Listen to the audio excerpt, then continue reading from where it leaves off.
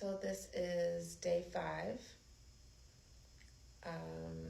the transition from Punta Gorda jail to Central Belize prison.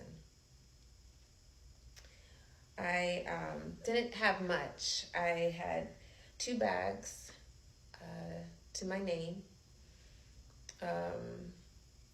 One of the bags was contained a few items of clothing for myself and Makita's clothes, and then a book bag. And this book bag was like my lifeline.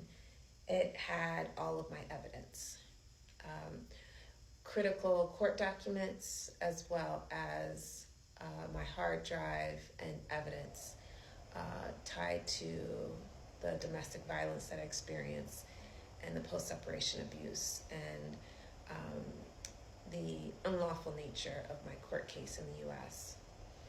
In addition to that, I had some books for Makita and toys. I tried to always keep like a little sanctuary, if you will say, for Makita. Her like little bags of treasures, little toys, and always her first baby doll. This baby doll she picked herself at Target when she was first learning to walk.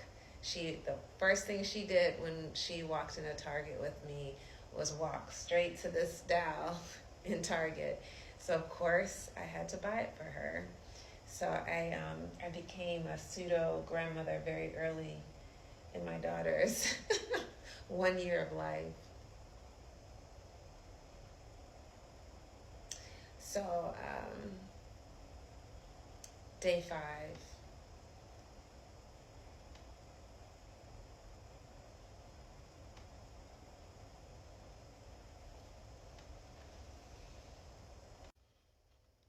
Day 5 in a third world prison. So the previous video I talked about going to court, and I didn't have many clothes, but I had this dress. So I wore this dress and a shawl very similar to this to court. At the conclusion of court, I learned that the judge was going to reschedule the hearing. I was going to be given time to obtain a lawyer, contact family, friends, the support system that I had in the U.S., and identify an attorney to represent me at the next court hearing.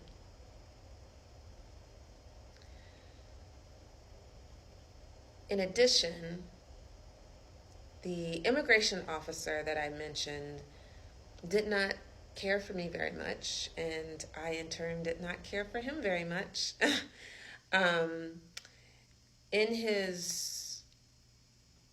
You could say it was retaliation, because he basically warned me before the court hearing, just say you're guilty so you can pay your fine and we can send you back to the U.S.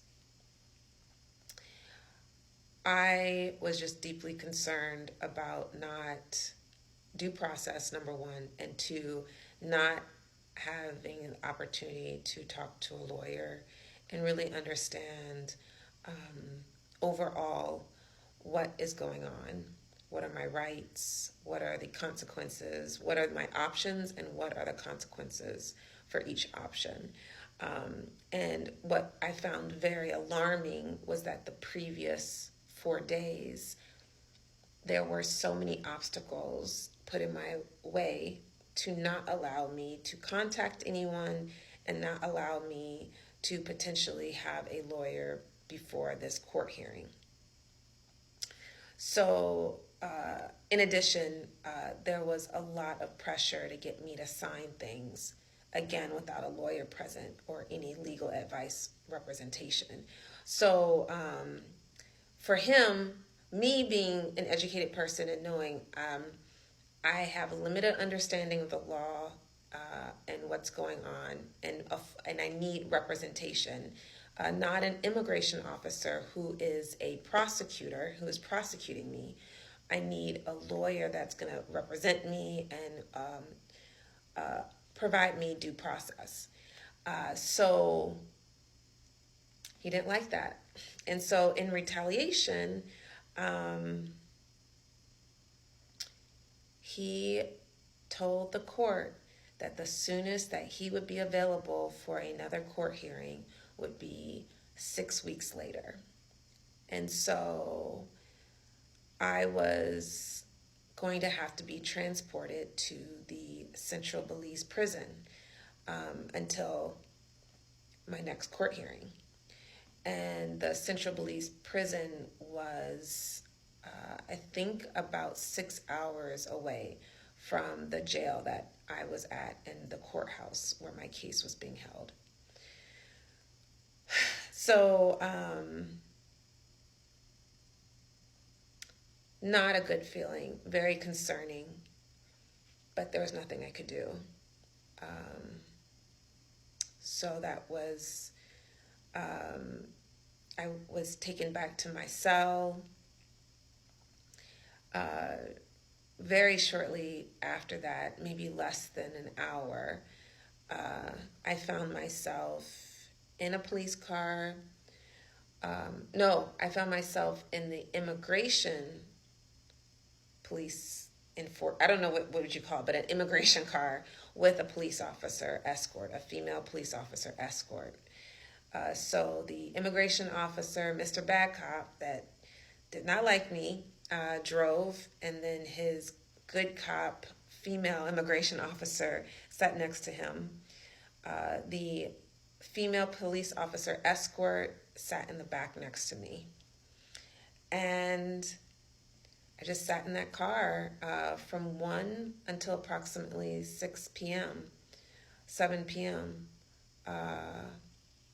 not knowing what was next, what to expect.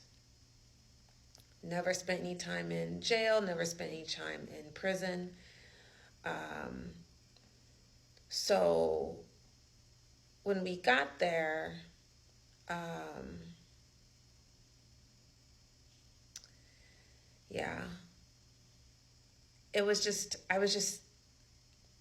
I was just moving through, doing whatever I was told, not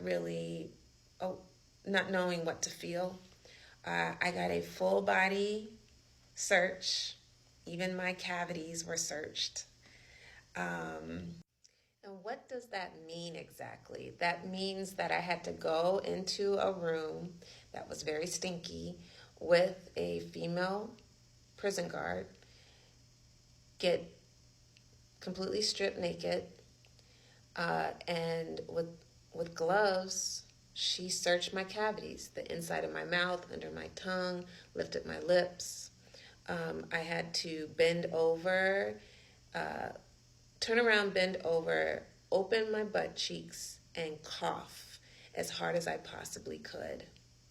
And then I had to jump up and down. I had to lift my breast up.